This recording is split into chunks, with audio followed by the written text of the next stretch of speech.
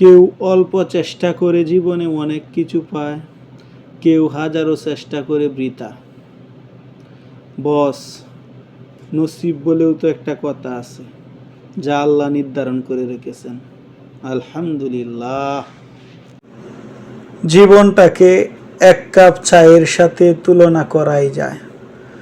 যত তৃপ্তি সহকারে আমরা পান করি, ততই আস্তে আস্তে তলের দিকে অগ্রসর হয়।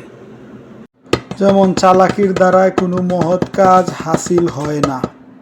আবার দেখবেন যেখানে পরিশ্রম নেই সেখানে সাফল্য নেই। আবার আর একটা জিনিস মাথায় রাখতে হবে, যদি তুমি কখনো অপমান বোধ করো তবে সেটা কাউকে বুঝতে দিও না। কারণ যে পরিশ্রমী সে কখনো অন্যের সহানুভূতি প্রত্যাশা করে না। এমনিতেই আজকে মনটা ভালো লাগতেছে না, তাই কিছু কথা আপনাদের সাথে শেয়ার করলাম। ভুল ত্রুটি হলে ক্ষমা সুন্দর দৃষ্টিতে দেখবেন।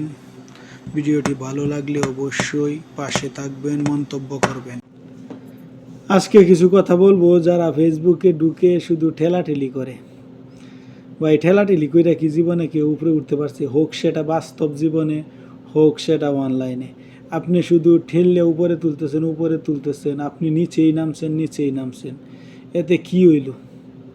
আপনিও নিচে চলে গেলেন, আরেকজনকে ঠেলা দিয়ে উপরে তুলে দিলেন। তাই ঠেলাঠেলি না করে সুন্দরভাবে একটা গঠনমূলক কমেন্ট করেন, একটা লাইক করেন, এটাই তো আর কি।